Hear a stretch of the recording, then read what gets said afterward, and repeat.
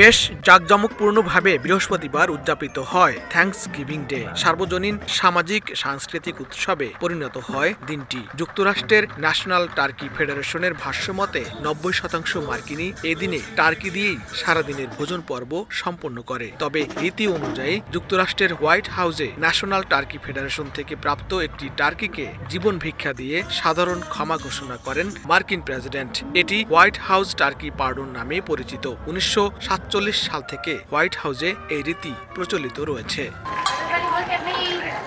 প্রতি বছরের মতো এবছরও ম্যাসির উদ্যোগে ম্যানহাটনে এদিন দুপুরে অনুষ্ঠিত হয় বর্ণিল শোভাযাত্রা। বর্ণাঢ্য প্যারেডে অংশ নেন হাজার হাজার মানুষ। মার্কিনীদের পাশাপাশি বাংলাদেশি কমিউনিটিও উৎসব মুখর পরিবেশে দিনটি উদযাপন করে।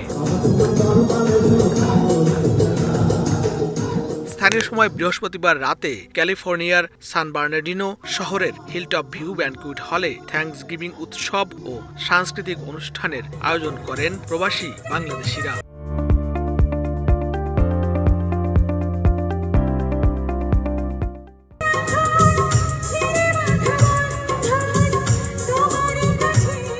ইতিহাসবিদরা জানান ১৬২১ সালের ২৬ নভেম্বর ছিল প্রথম থ্যাঙ্কসগিভিং ডে। ১৮৬৩ সালে প্রেসিডেন্ট আব্রাহাম লিঙ্কন একটি জাতীয় ধন্যবাদ বা কৃতজ্ঞতা দিবস উদযাপন করার আহ্বান জানান। তিনি নভেম্বর মাসের শেষ বৃহস্পতিবার থ্যাঙ্কসগিভিং ডে হিসেবে সরকারি ছুটির দিন ঘোষণা করেন। এরপর থেকে বন্ধুত্ব ও কৃতজ্ঞতা প্রকাশে নভেম্বরের শেষ বৃহস্পতিবারই উৎসবটি পালনের প্রথা শুরু হয়। ধীরে ধীরে তা যুক্তরাষ্ট্রের মধ্যে সীমাবদ্ধ না থেকে গোটা উত্তর আমেরিকাতেই ছড়িয়ে পড়ে।